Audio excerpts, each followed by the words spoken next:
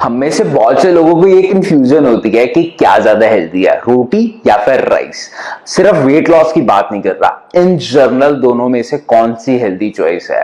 Well, अगर मैं उनके न्यूट्रिएंट कंपोनेंट्स को ब्रेक डाउन करूं तो जो कैलोरीज होंगी रोटी के अंदर और राइस के अंदर, दोनों के अंदर ऑलमोस्ट बराबर से आएंगी। But here comes the difference which is like big difference.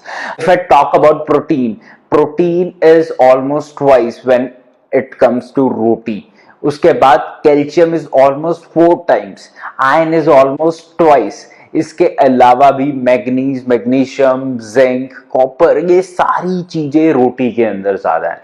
Last but not the least, रोटी के अंदर प्रोटीन भी ज्यादा है as compare to rice and fibre भी ज्यादा है, जिससे जो उसका डाइजेशन है वो बहुत ज्यादा स्लो होगा।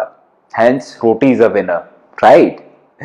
बट अगर मैं उसे फर्दर डाइसेक्ट करूं, रोटी और राइस के अंदर अभी भी एक मेजर कंपोनेंट है जिसे कोई भी डिस्कस नहीं करता।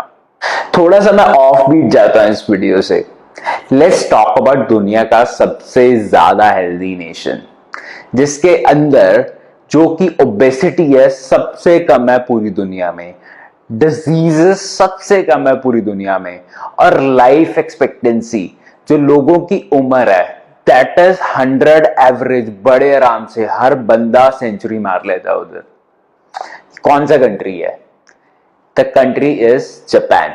सो I just wanted to know, Japan के लोग ऐसा क्या करेक्ट करते हैं जो कि हम इंडिया वाले या अमेरिका वाले नहीं सही से करते? Why Japanese people are the thinnest and the healthiest people on this planet.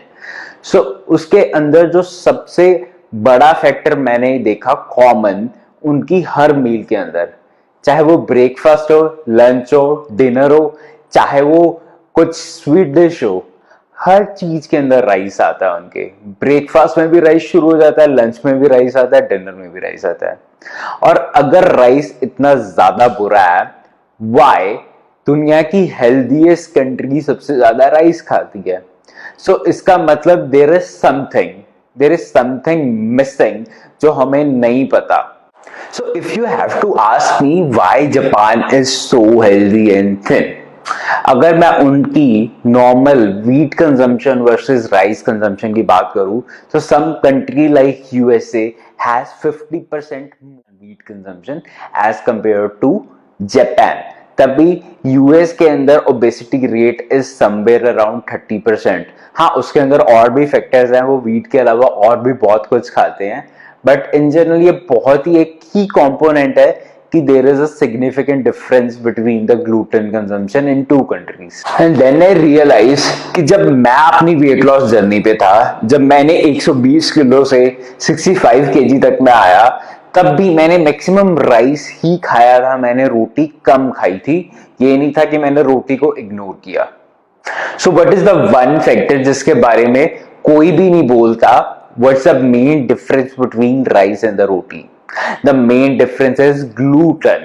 So gluten is a protein जो कि wheat के अंदर naturally occur करता है, जो कि आपकी बॉडी के अंदर bloating, indigestion, inflammation and serious consequences लेके आ सकता है अगर आप बहुत ज्यादा gluten कंज्यूम करते हैं ऑन डेली बेसिस।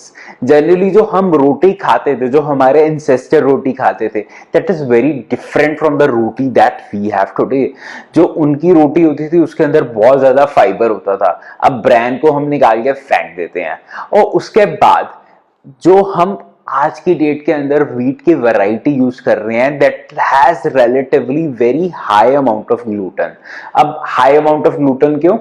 अब हमें रोटी चाहिए सॉफ्ट हो, बहुत ज्यादा देर चले। अगर कोई सुबह लंच के अंदर पैक करके जा रहा है और दोपहर को खा रहा है तो भी रोटी सॉफ्ट होनी चाहिए। तो बिकॉज ऑफ हम अपने फायदों के लिए हमने व्हीट की वो वाली सिलेक्टिव वैरायटी यूज करनी शुरू की जिसके अंदर ग्लूटेन ज्यादा है एज कंपेयर टू अगर हम बोलें कि हमारे एंसेस्टर्स भी तो शुरू से रोटी खा रहे थे। तो हियर कम्स अ डिफरेंस।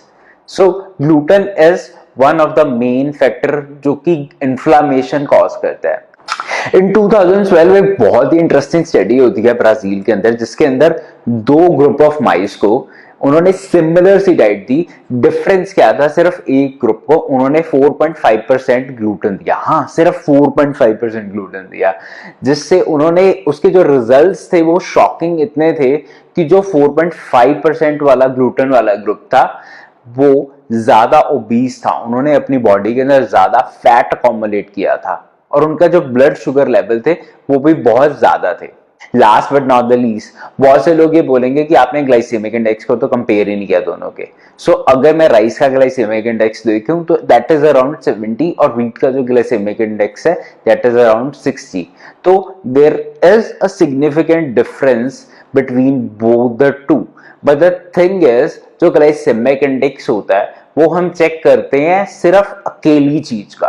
अगर आप राइस को किसी और चीज के साथ ले रहे हो, से लाइक मैं राइस को बहुत फाइबर रिच दाल के साथ ले रहा हूं या मैं राइस का पुलाव बना के ले रहा हूं, सो उससे उसका जो कॉम्बिनेशन के अंदर ग्लाइसेमिक इंडेक्स होगा दैट विल बी डिफरेंट, जो कि मैं बिल्कुल अलोन राइस का होगा।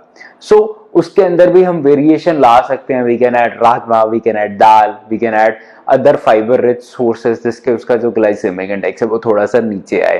वेल अब इस वीडियो का कंक्लूजन क्या है? इस वीडियो का conclusion, you can still enjoy rice, you can still enjoy your rajma chawal, kadhi chawal without affecting your health if you are taking rice in proper amount.